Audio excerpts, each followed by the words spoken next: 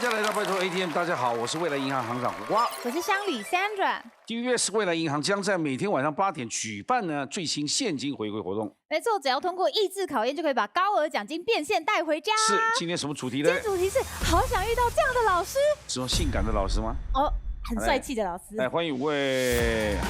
哇，哦。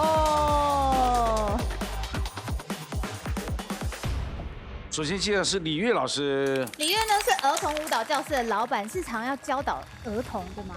对，就是要有很多的老师，然后加上我，然后我们就会开很多课程的那种舞蹈才艺教室。他们没问题啊，以前都是靠小朋友。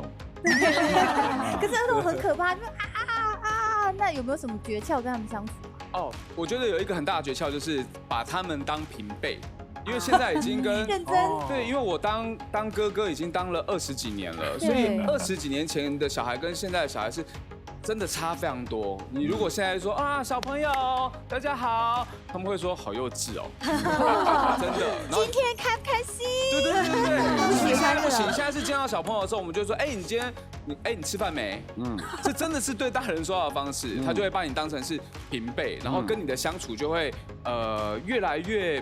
怎么讲？那个大家融合在一起，对。接下来介绍林叶婷，你好。嗨，大家好，我是林叶婷，服装造型设计师。对，我的作用就是我常常要教大家流行还有搭配，然后要听出消费者的需求，然后给他最好的建议。来，接下来何嘉文，你好。大学的人际沟通老师在教人际沟通，因为我家是做生意的嘛，我们小时候就要跟客人沟通水果店嘛。然后后来我做这一行业，我们不是要跟观众沟通吗？然后我疫情的时候，我去上了一个硕士班，我就拿了一个硕士。那我就是学公共关系跟广告学系，所以也是沟通。所以我现在教的其实就是口语的沟通跟说服。人跟人之间的。对啊，台湾也很多人口才要训练的。对，需要好好讲话。那你本来就是很爱讲话，还是你为了这个去学到？你比较 open minded。我其实是很喜欢讲话，对我很爱讲话，而且我很喜欢听别人讲话。我从小就非常喜欢听别人，我很喜欢观察。比如说我小时候在我爸爸的这个行口，我就很喜欢观察每一个来买水果的阿伯或者是叔叔他们讲话的样子。然后我大概就可以猜他今天会不会买。接下来介绍黄登汉校长。校长好，30年的国小校长哎，校长每天早上都还训话吗？没有说故事，我是很有名的说故事。如果我上台，我就是讲故事。道理是在故事当中。你说一讲30分钟，然后底下的小朋友都没有，你一定要注意那个学生的耐心，尤其以前夏天那么升旗典礼，太阳那么大，你搞得学生都昏倒了，那你根本连道理都不懂，你还讲什么道理？是，千万不能讲太久。常常还会看到有一个人班兵会这样砰，对，倒下去。那是不懂事的校长。是。接下来介绍是许恒嘉老师。教授好。大家好。是教授来宣传书的吗？是。放手不放羊。哦，对。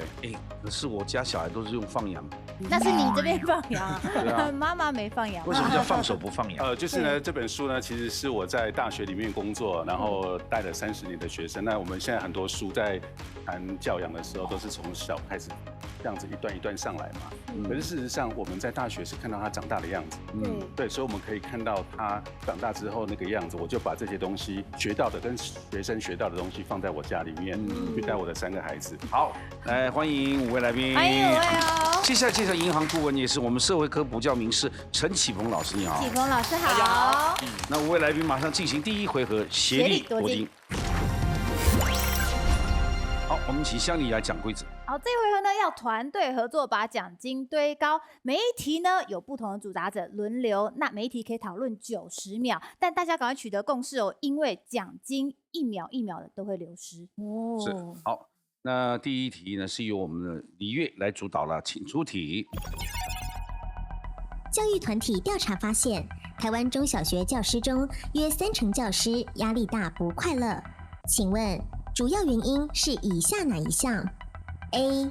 工作量过大 B. 家里不教给老师教 C. 家长讯息轰炸。请作答。1B4C。来，请开始讨论，李尔。那我要问一下恒嘉哥，请问为什么你选 B？其实现在在学校里面，特别是在中小学啊，那个家长就是很多家长都很忙碌，然后呢，在家里其实都就是没有空教，然后就是我把孩子交给你的，那你就来处理吧这样子。那其实当你面对这么多学生的时候，其实压力是超级大的。对，所以这样的状况之下，这些老师很难受啊。对。可是如果单纯给老师教不是很好吗？最大的麻烦就是家长又要教，然后老师也要教，但他们不同调，那不是最麻烦吗？我的想法是应该是 C， 因为我们自己本身有类似的经验，就是有时候家长就会常常要问我们非常非常多的问题，所以变成是你回到家的时候，你也没有办法真正的休息，所以我觉得。但是他是老师哎，怎么办？但老师，你觉得我们的我是大学老师7000多了。他的老师，老师你认同 C 吗？我可以哦，我是大学老师，我是大学老师。说服你。好，那我的答案是 C。好，奖金提到6130，讨论了快4000块。算流失的蛮多的哈。对啊，你们已经4个 C 1个 B， 要讨论那么久。太久了。太难说了。整合之后为 C， 家长讯息轰炸对或错？C 答错了，正确答案真的是 B， 家里不交给老师教。许恒家是对的。你会发现其实3个都很困难，但是现在很 M 型社会，管多的家长管超多，那不管的家长完全不管。可是比例上来讲，不管的家长还是比较居多。他觉得说我就给学校，就像李月，如果是去你那边学舞蹈，通常这批家人是比较爱管的。即使很爱管，他当然会一直讯息你。但一般学校里面是就是老师很辛苦，因为家长把他教育的责任都觉得学校你们就去做吧，一毛都没有了啊。第2题是由我们林叶婷来主导，请出题。国子监是明朝最高学府，如果国子监的学生成绩不好，会发生什么事 ？A. 父亲税负增加 ；B. 学生被杖刑 ；C. 老师被流放。请作答。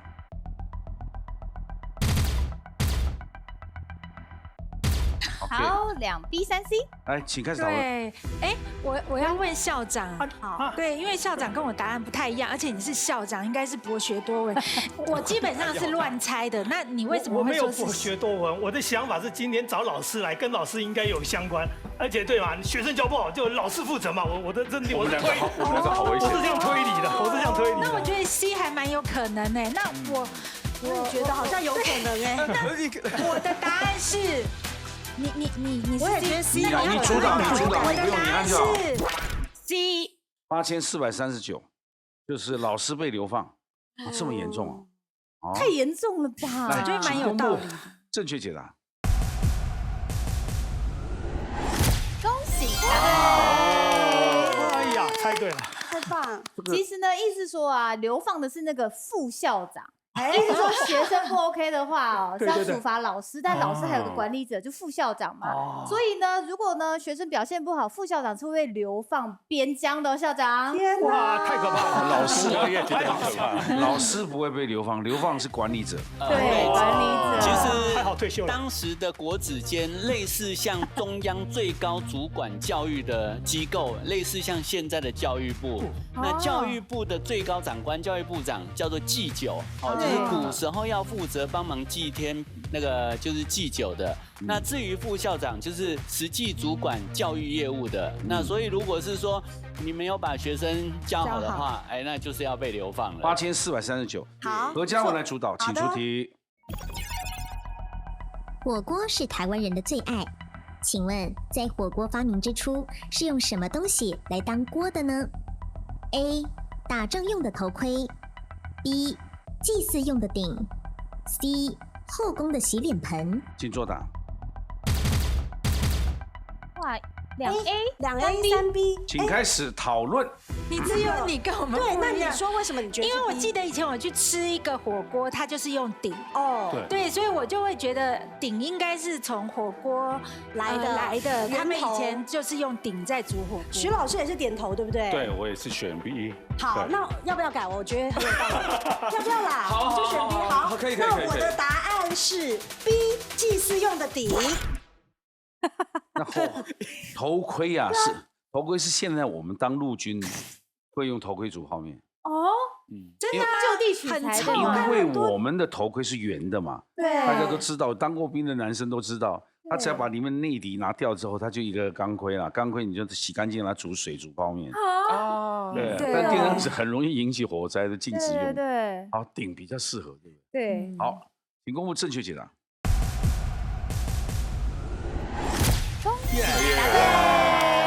这题请我们的顾问。好，那火锅起源于商周时代。那当时呢，在祭祀或者是庆典的时候，他们会准备一个大鼎，把所有食材丢进去，然后在底下烧火，把整个大鼎的食材烧熟。那之所以会这么做的原因，是因为古代的烹调技术并不好，那生活很慢，而且要这么多人要吃，那个食材煮熟的人都饿昏了，所以才会有这样的做法延传下来。有点类似像我们现在在办流水席的时候，不是都用大锅子来炒嘛，对不对？那后来这样的一个做法就变成是火锅的起源。那到汉代的时候出现涮涮锅，到魏晋时代的时候出现鸳鸯锅，那之后就是在食材上做改变，所以就会有什么酸菜白肉锅啦，还有川味麻辣锅等等的。好，接下来奖金是17224。那接下来由黄登汉校长来主导，请出题。小乌龟世代指的是发展缓慢的孩子，请问他们通常是指哪一类的孩子 ？A. 出生就用电子产品 ；B. 疫情时期出生 ；C. 独生没有兄弟姐妹。请作答。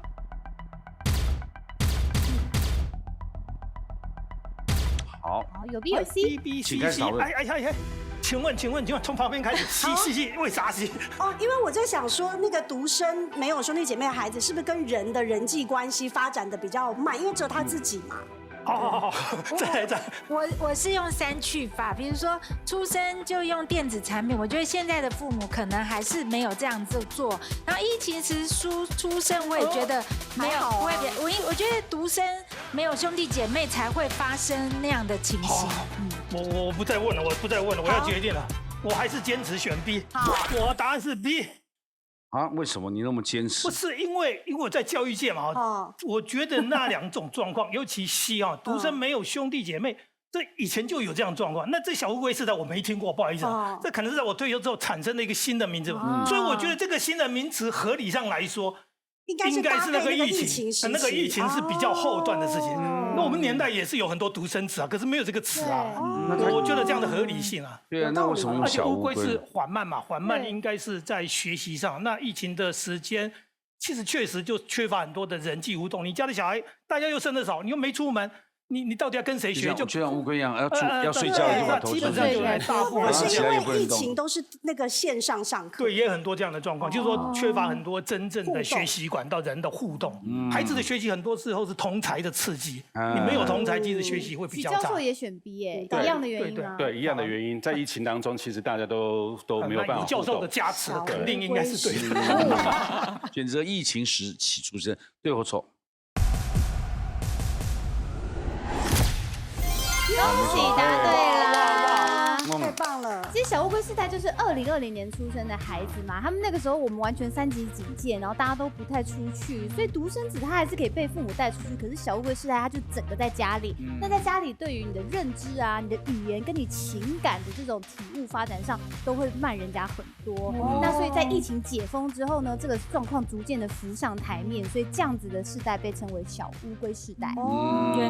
原来。接下来由许恒嘉老师来进行主导，请出题。多上学真的有好处？请问根据研究指出，受教育越多年的人，越会有以下哪项好处 ？A. 更有魅力 ；B. 后代更聪明 ；C. 死亡率降低。请作答。A、B、C 都有选哎。对。那请开始讨论，主导者答案跟大家不一样。我是 B， 只有我是 B。对，为什么你会觉得 C？ 我觉得受教育越多年的人，他就会越明白说，就是譬如说养生的观念，或者是要健康检查的观念，所以他可能死亡率就会比较低。哦，叶婷呢？我觉得就是受教育越高的人，可能就会更有魅力，然后更知道自己的方向，然后而且就会就像他说的，其实你就会更知道怎么养生，然后让死亡率降低。因为我觉得上学学习这件事本来就会让人有动力嘛，动力就会那个。生活的动力更多，死亡率就降低了。哦，所以都要活得更久。对，校长，所以我选 A 啊，我喜欢这个答案。你喜欢这个答案？自己读演书，我希望是这样子，因为你很有魅力。但是我想说服大家是 B， 因为教育会叠加。哦，对你更聪明，你学到知识，你就更知道怎么教孩子，所以改 C， 改 B， 你改 B， 主导是你啊。B，我个人可能也会选 C。对，各有说法。哎，对啊，选择的是 B， 对或错？可惜答错了，答案是 C。因为聪不聪明还是跟基因比较有关系啦。那我们讲一下死亡率降低啦，因为上学越多年呢，越健康，活得越久。这是因为你完整接受幼儿园到大学教育，你会比较会调整你自己的生活方式。那是有数据的哦。如果你幼儿到大学都有受教育的话呢，成年后的死亡率可以降低34%这么多。那你每多受一点教育，你50岁前死亡率就会下降近3%。对啊，所以就变成说50岁前死的都是一些没读书的，不能这样讲吧？不是吗？不是我结论，你很也不是也不是，没读书那些农民在下乡工作，身体比我们好。对啊，所以这个参考数据参考好。来，接下来奖金是25566没得。来，李月第6题了，请出题。蒙古烤肉原来不是来自蒙古，而是起源于台湾。请问为什么会取名为蒙古烤肉呢 ？A. 因为蒙古很远。B. 发明者是蒙古人。C. 店面装潢是蒙古风。请作答。B 跟 C 都有人。来，请开始讨论，李月。请问叶玲姐为什么是 B？ 因为我在想说。发明者可能有去过蒙古，然后或者是他本身就是蒙古人，就觉得说，哎，那个蒙古吃这样肉炒一炒，觉得好像还不错，所以他就把店面装潢成蒙古风。我觉得可能是这样。那我认同了，我认同了，认同了，认同。所以要变我问一下老师好了。所以叶婷是 C 吗？他是 B， 他是 B， 我是 C。对啊，就是你最后讲的，就是他说店面装潢是变成蒙古风。那应该他本身就是蒙古人啊，所以他印象中。但是他应该只是为了蒙古风。好，我要坚持了，我的答案是 C。拜托不要坚持。可是为什么出现那个 A？ 因为蒙古很远，制作单位是白痴吗？这个是不是是个陷阱？就是开店的人觉得说，哎，开这种一定会吸引人。因为它很远，所以没有办法求证。所以大家埃及烤肉就来凑一凑，就一看蒙古也没有人这样做。北极串冰，北极串冰。这题我在思考之后，大家为什么会出一个 A？ 因为蒙古很远这个问题。哦，你看得很透彻哎。会有这么白痴吗？来，请公布正确解答。可惜答错了，正确答案真的是 A， 因为蒙古。我就知道，对，因为这个答案太离谱。对，太离谱的时候就要特别注意它了。对，对不对？那蒙古烤肉是那个资深相声演员吴兆南所研发的哈。那主要原因是因为民国38年国民政府迁台嘛，他也跟着来台湾。来台湾之后，他跟几个老兵一起开了间店。那他就想到说，我家乡有个美食叫做北京烤肉，那他就加以改良。可是改良之后，他本来是想要命名为北平烤肉或北京烤肉，可是当时两岸情势紧张啊，他怕这样命名被人家误认他是匪谍，那所以他就想说，因为那个时候风声鹤唳啊，对，政府宁可错抓，他不能错仿。对，你想干嘛？对不对？让这个政府这样。那所以他就觉得说，这样好了，越离开北京越远。越安全，因为越不会被人家发现。而且蒙古够远了吧？蒙古跟中国是没有关系的，对，蒙古是自己独立的一个国。我喜欢这题哦，太厉害了，好厉害，所以后来声名大噪之后，这个蒙古烤肉名称就定下来了。那只不过是值得一提的是，蒙古烤肉其实不是烤。它是炒，对，所以它比较像，对，它比较像铁板烧料理，所以我们可以把它视为是铁板烧。啊，太酷了！接下来呢是我们叶挺，请出题。报告指出，国中营养午餐只有不到30%的菜色被全部吃光。请问，国中生不喜欢营养午餐的主要原因是什么 ？A. 菜色太重复 ；B. 口味太难吃 ；C. 有不喜欢的菜色。请作答。这都很有可能呢。我的答案，不然怎么叫制作单位呢？对不对？哦 ，A 跟 B 都有人选，没有人选 C， 来，请开始讨论。那个你们校长，你应该有国中营养午餐，不是养过小孩，然后他们都会说很难吃耶。我的感觉就听到的讯息。对，就是讯息，就是说那个供应的那个餐他们不喜欢，都是很难吃。我觉得蛮有道理，因为我也觉得蛮有道理，因为我儿子他可以重复吃一样东西，只要他觉得好吃，他可一100次。所以我要把我的答案，你应该也是可以认。好，我的答案是 B。他选择 B， 口味太难吃，对或错？可惜答错了，答案是 C， 有不喜欢的菜色。我们是有做一个营养午餐调查报告，80%国中生他们营养午餐都觉得吃不饱，那只有30%的菜色被扫光。那大家会说啊，因为营养午餐有他不喜欢的菜色，那60%刚刚是7%5这么多人说不喜欢菜色，那60%说不喜欢的味道，所以都有原因，但是最高的还是直接有不喜欢的菜色，我就直接不吃了。饿了什么都会吃。好，来，请出题。根据医院耳鼻喉科统计，最容易倒嗓的职业是以下哪一种 ？A. 老师 B. 全职妈妈 C. 艺人及主持人。请作答。没有人会支持全数通过 A 啊！我们的答案是 A， 老师。确定不用问了，讨论，我自己也选老师啊。他这个也是赌博了，问1万块1毛都能拿到。没有，我其实，在短短的时间，我有审核过全职妈妈，她至少有休息的时候。那艺人跟主持人也会有稍微休息，比如说我们现在对答的时候，我们也可以互相休息一下。可是因为老师现在大部分的老师，像我们在教课的时候，学生都没有跟我们呼应的，所以你得自己扛完整场，一直讲，没有对话了，没有对话，所以我觉得老师非常有可能。对，那全职妈妈呢？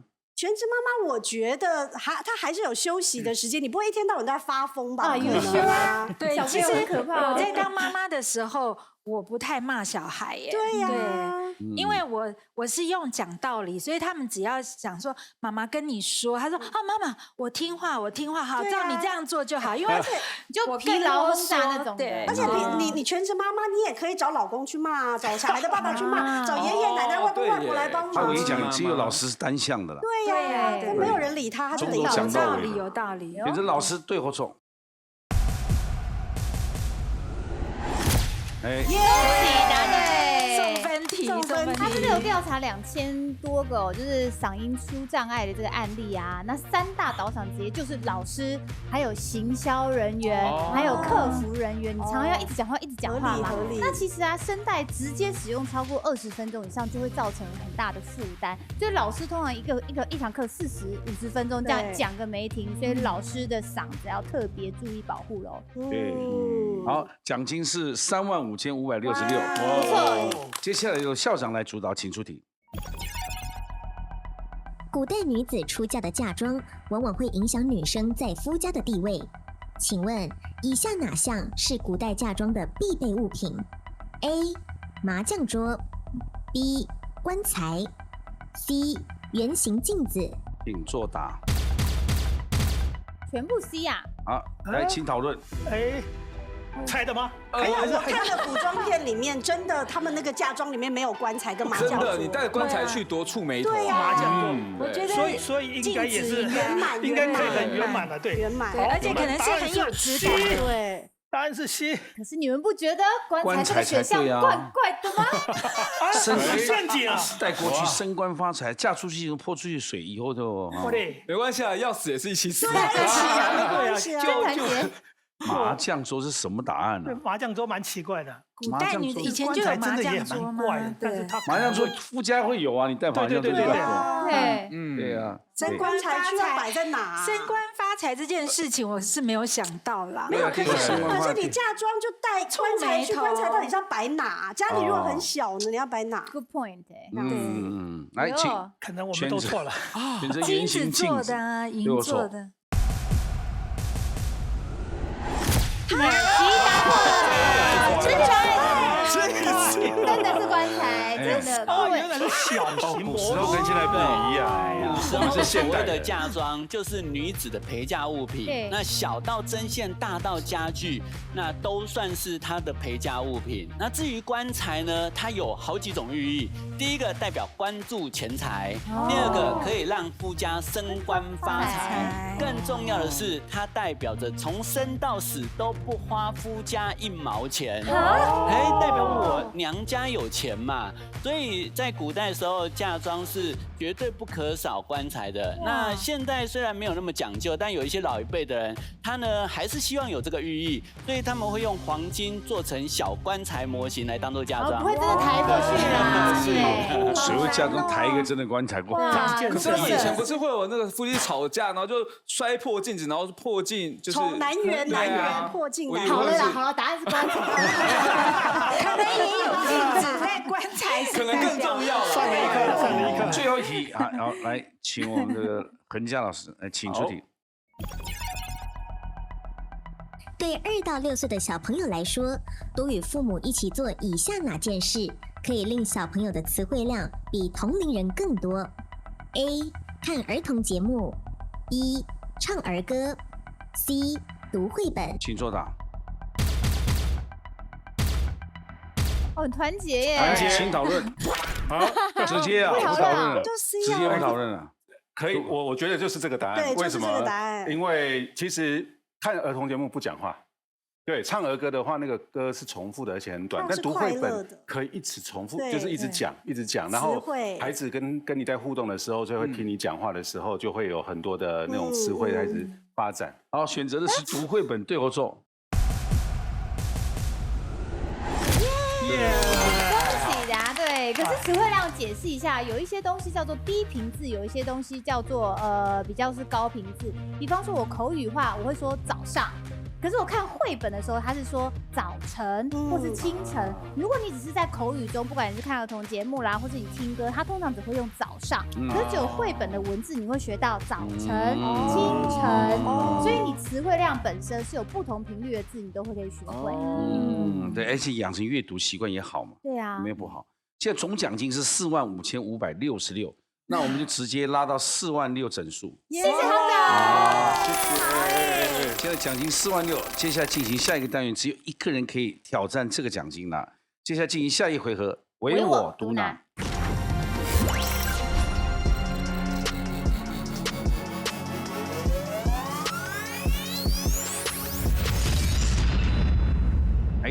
唯我独拿，请讲解。这回要开始厮杀啦！我们听到题目之后抢答作答，答对1题的话可以获得半张卡，那答对2题就可以累积1张卡。淘汰卡就要指定淘汰哪一个队员，只有留下的最后那一位才可以晋级第3回合的挑战。然后你乱按了，连续2次，自己就淘汰了。OK， 2个叉啊，2个金刚狼你就对，好可怕。来，唯我独拿第1题，请出题。师者，所以传道授业解惑也。这句教育界的名言来自于《师说》还是《出师表》？校长，韩愈的《师说》。师说，怎么会是《出师表》呢？对，来，对或错？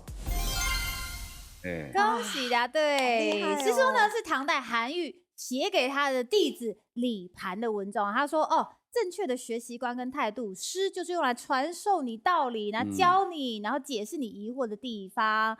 人道理存在的地方，就是老师存在的地方。而出师表呢，诸葛亮了。对呀，完全不一样的东西。对，有半张卡了。半张卡。下面一题，请出题。在台语中，我们形容一个人身兼数职，会说校长兼扫地，还是？你说。校长兼撞钟。好丢兼共青的意思，对我错。哎，没错。恭喜答对，就是说啊，这个校长呢，从最高级的校长也做，壮中也做，等于是一条龙啦，一手包揽整个单位、一个团体很专业的大小事。来，也是办张卡了啊。好，下面一题请出题。今年教育部跟农业部共同推动新政策，它的名称是“班班吃香蕉”还是？哎，请说。校长，好厉害！最近在班班喝牛奶。班班喝牛奶，对或错？恭喜答对，太厉害了！班班不厉害，吃香蕉。正好有孙子在读书。哎呀，为什么会这样？哎，我刚刚听到是因为好像是古书上面班班吃香蕉，接下来是什么呢？就是喝牛奶，什么东西啊？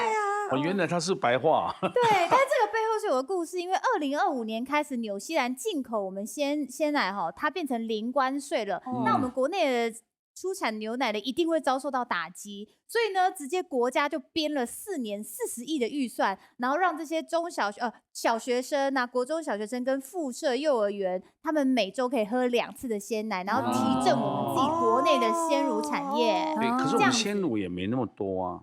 对，但是所以才要进口。但是以防就是这样影响，到大家都只喝牛产业，变滞销体啊。对啊，是这样子的，也是让小孩子补充他们的钙质。对啊，在发育的时候。校长，你有一张卡了。好厉害哦！来，校长，你人是不好。来，校长，压力哎。您的决定是？我要淘汰的是。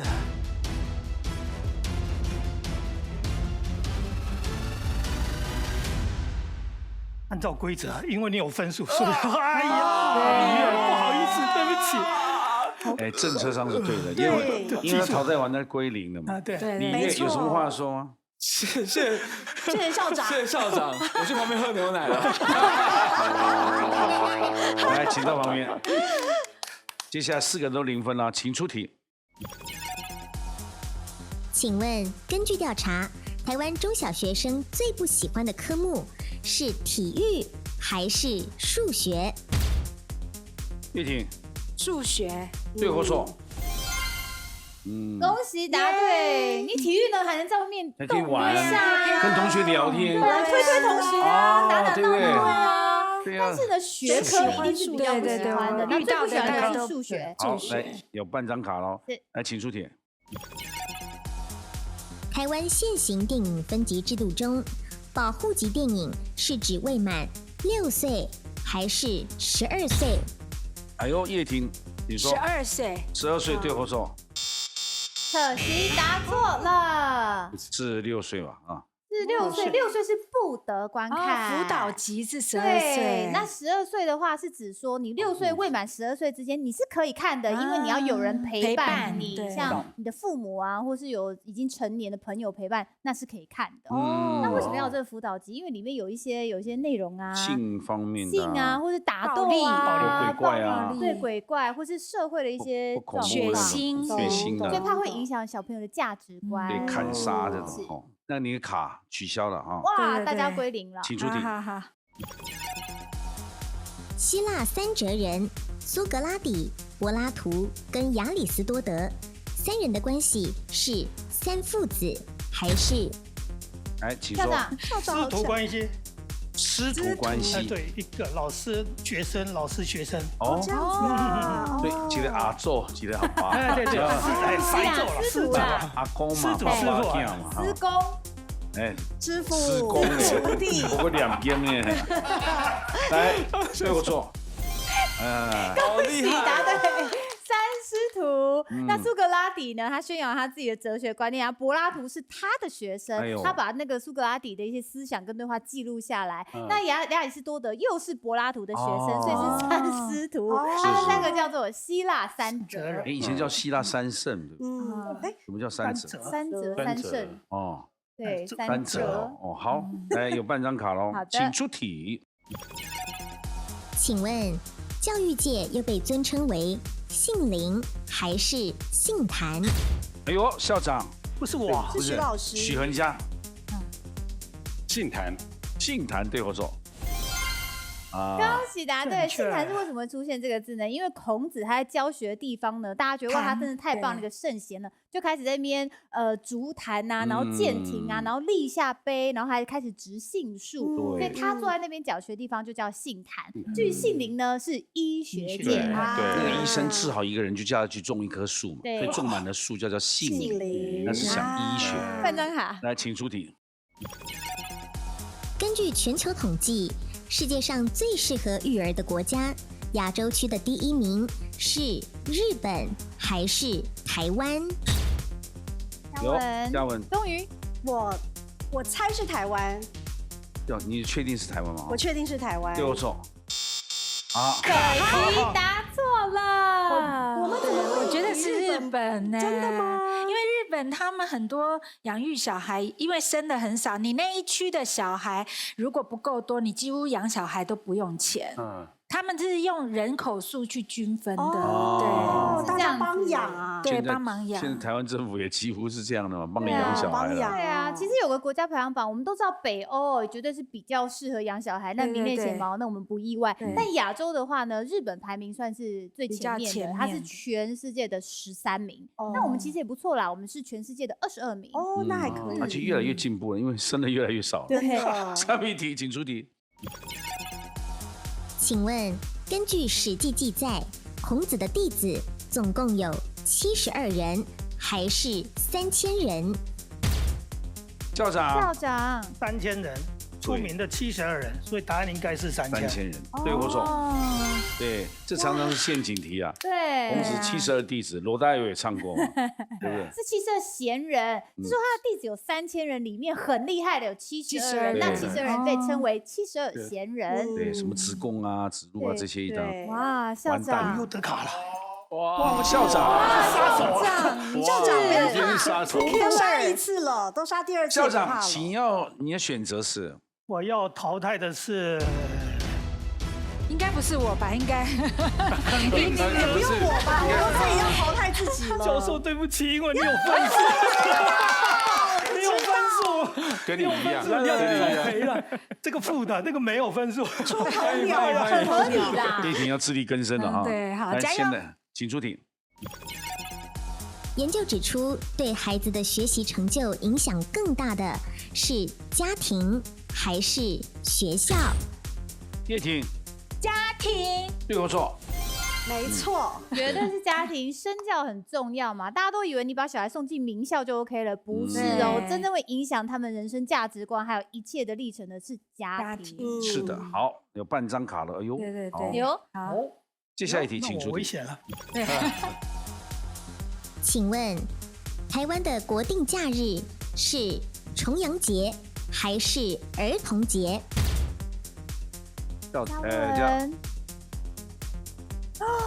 不要自己淘汰。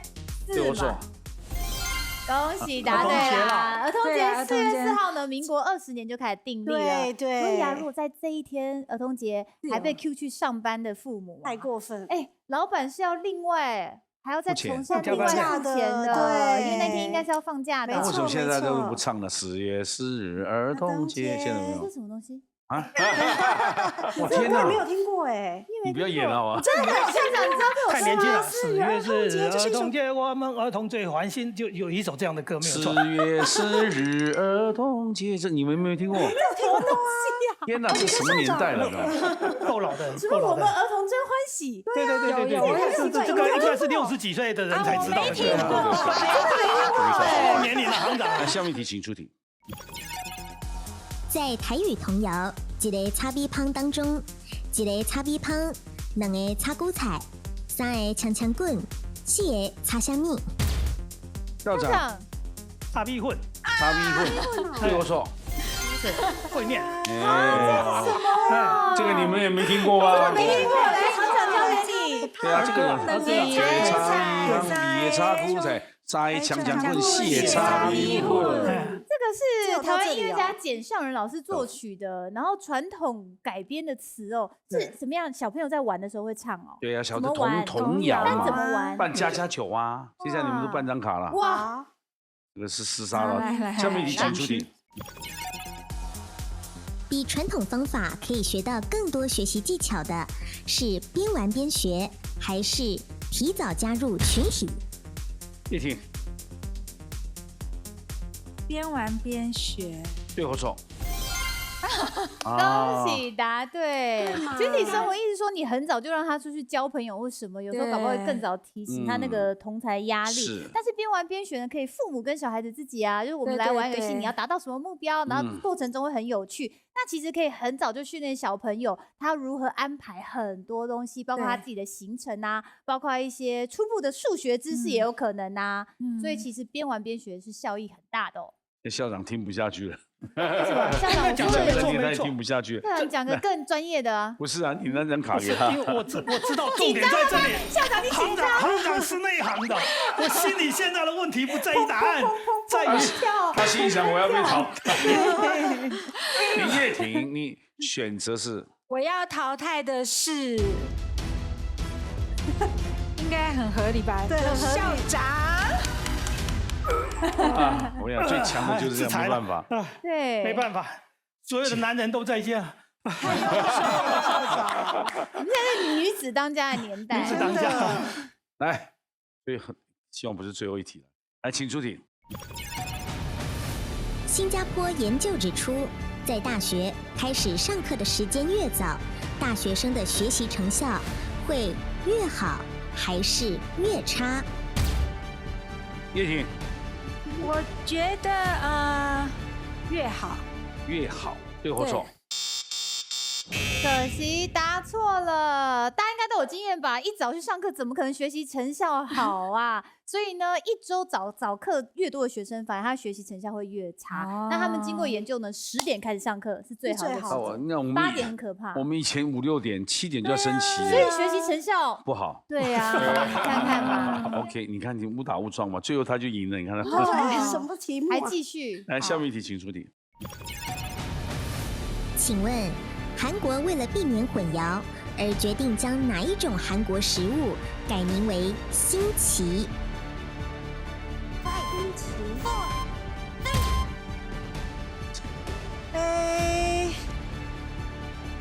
泡菜。他已经讲泡菜，对或错？对啊，泡菜啊！对，我刚刚脑海中有好多答案。对，你如果有看《黑白大厨》，知道为什么他们讲新奇，那是因为他们不想再跟四川泡菜被混淆了，所以韩国泡菜，泡菜很多，台湾有人在弄泡菜啊。所以以后呢，他们就是处于那个音译叫做 kimchi 变成新奇，而且很好玩哦。如果翻成中文的话，不觉得它很辛辣跟新奇吗？对呀，kimchi 连那个杯面都卖辛，你看到吗？辛辣面，对啊，那个辛字辛苦的辛嘛。来。你就淘汰了，不用问你淘汰谁了嘛，你已经。哎，可是我有这个哎。你呀，冠军是何嘉文，恭喜！没想到吧？因为呢，他第一个先拿插保护政策，对，4万6的挑战权，进入最终决战 ，Battle ATM。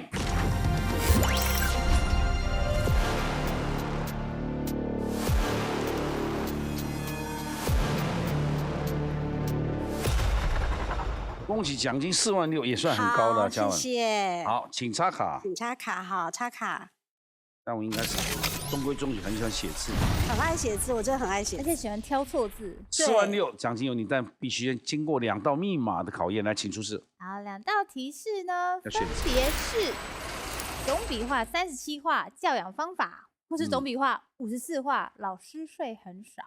哦。教养的方法，教养、谆教诲啦，然后诲人不倦，诲人不倦，对啊，孟母3000算不算？但也有坏的，孟母3000也算啊，对不对？孟母3000，以身作则啊，那也可以是负面的，误人子弟啊，也可以啊，好像比较多哈。那老师税很少呢？我完全想不出什么老师税很少的成语。孜孜不倦呐，但孜孜不倦一定没有到54画，对呀，没有那么多，对。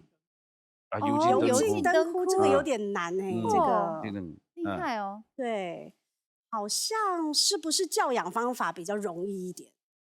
你说因为考虑到37画嘛，对，而且刚刚我们就可以联想到那么多。对，好，那你要选择37教养方法。来，请锁定教养方法。那老师税很少是哪4个字呢？请看，鞠躬尽瘁，哈，这个有54画哦。有啊，殚精竭虑也是54，差不多。哦，对，这个很难笔画很多因为你看光那个弓，你右边都不知道它要算几画。对，哦，这个有点难。教养方法，请出题。杀至教子，杀至教子，我以为莎士比亚的。来，计时1分钟，开始。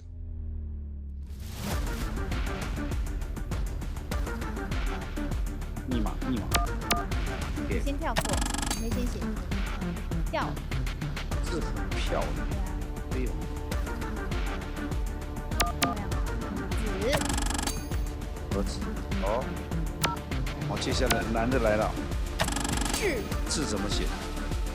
某种我想到一个字，但我写不出来。我先写一个这个。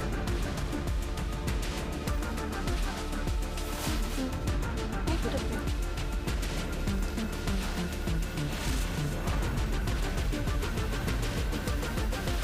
几秒？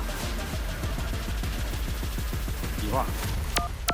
停。哦，它是沙水质。几秒？49秒，还有11秒。好。那密码11121103，对后手。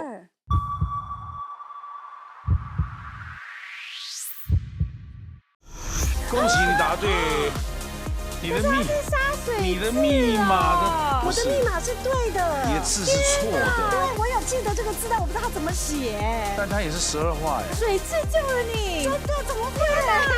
真见鬼！不可思议，这个字是猪的意思吗？是猪的意思，就是曾子杀剌嘛。对。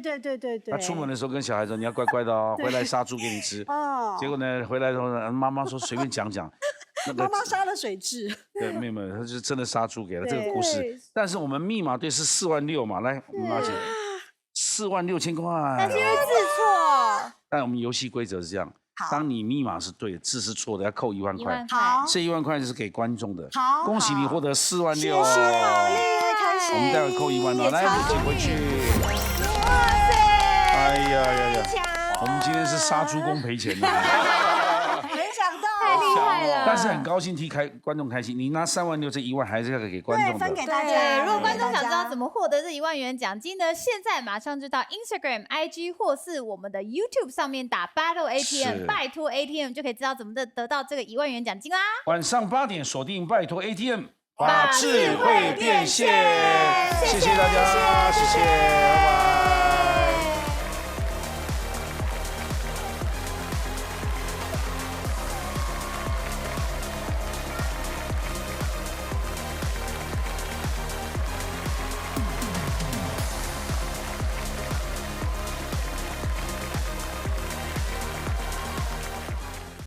ATM Who dares to battle？ 哦，拜托 ATM， 谁敢来 battle？ 订阅拜托 ATM 的 YouTube 频道，等你来 battle。